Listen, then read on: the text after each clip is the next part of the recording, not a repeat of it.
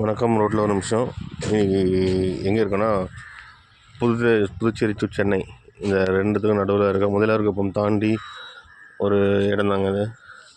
இங்கே பாருங்கள், புதுச்சேரி சென்னை டு புதுச்சேரி வர பஸ்ஸு எல்லாமே இங்கே வந்து பிரேக்குக்காக நிறுத்துகிறாங்க.